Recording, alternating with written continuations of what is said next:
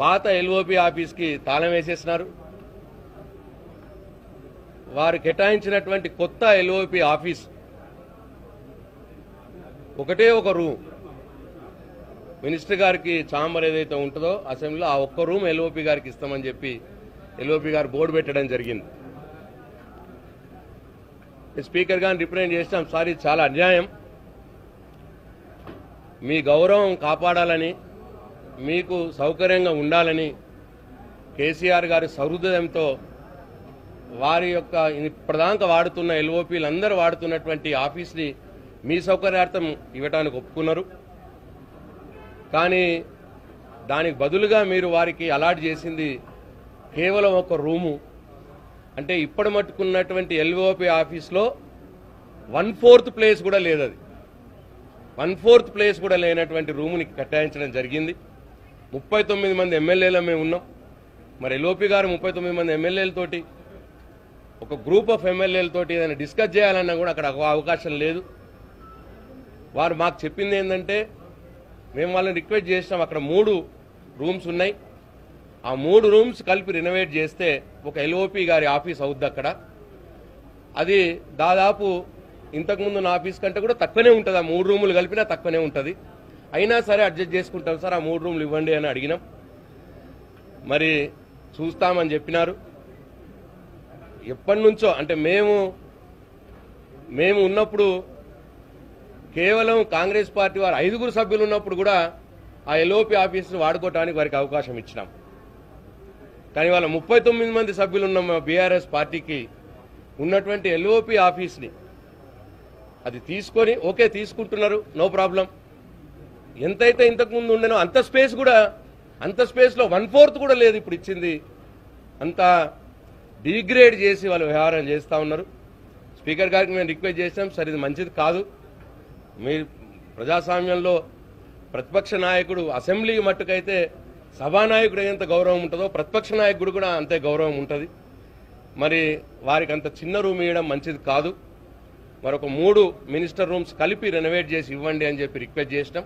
వారు చూస్తానని చెప్పినారు. నేను ఎల్ఏ గారికి కూడా రిక్వెస్ట్ చేస్తా ఉన్నా, ముఖ్యమంత్రి గారికి కూడా రిక్వెస్ట్ చేస్తా ఉన్నా, ఇది మంచి పద్ధతి కాదు. మీరు ఇట్లా ఎల్ఓపి ఆఫీసుని తీసుకోవడం, దానికి మళ్ళీ ఎక్కడో ఒక దగ్గర ఒక చిన్న రూమును అలాట్ చేసి అక్కడ కూర్చోండి పొండి అనడం, అది చాలా అవమానకరంగా ఎల్ఓపి యొక్క స్టేటస్ దిగజార్చే విధంగా. అసలు ఎల్ఓపి గారికి వారికి గౌరవం ఉంటుందే అసెంబ్లీలో. ఆ అసెంబ్లీలో వారు కూర్చోవడానికి సరిగ్గా గది ఇవ్వకపోతే ఇంకా ఎల్ఓపికి లీడర్ ఆఫ్ అపోజిషన్కి గౌరవం ఏముంటుంది. కాబట్టి ఆలోచించాలని చెప్పి నేను కోరుతా ఉన్నాను. అట్లనే రెండవది కూడా, ఇవాళ ఎక్కడెక్కడైతే ప్రతిపక్ష పార్టీ ఎమ్మెల్యేలు గెలిచినారో, ఎక్కడెక్కడైతే మా బీఆర్ఎస్ పార్టీ ఎమ్మెల్యేలు గెలిచినారో ఆయా నియోజకవర్గాల్లో ప్రోటోకాల్ చాలా దారుణంగా ఉల్లంఘించబడతా ఉన్నది. చాలా దారుణంగా, ఎప్పుడు కూడా ఇట్లా జరగలేదు. ఎవరైతే కాంగ్రెస్ పార్టీ అభ్యర్థిగా పోటీ చేసి ఓడిపోయినారో వారే ఎమ్మెల్యేగా బిహేవ్ చేస్తూ ఉన్నారు నియోజకవర్గాల్లో. మరి మేమందరం కూడా ప్రజలతో ఎన్నుకోబడిన వాళ్ళం. అది అధికార పార్టీ ఎమ్మెల్యే అయినా ప్రతిపక్ష పార్టీ ఎమ్మెల్యే అయినా మా నియోజకవర్గాల్లో మేము మా ప్రజలతోటి మేము ఎన్నుకోబడిన వాళ్ళం. కాబట్టి ఎటువంటి ప్రోటోకాల్ ఉల్లంఘన కూడా జరగద్దు అని చెప్పి స్పీకర్ గారికి రిక్వెస్ట్ చేయడం జరిగింది. వారికి కొన్ని ఉదాహరణలు కూడా చెప్పినాం. ఇగో ఇప్పుడు ఈ రోజు ఈ సమయంలో కూడా సంగారెడ్డిలో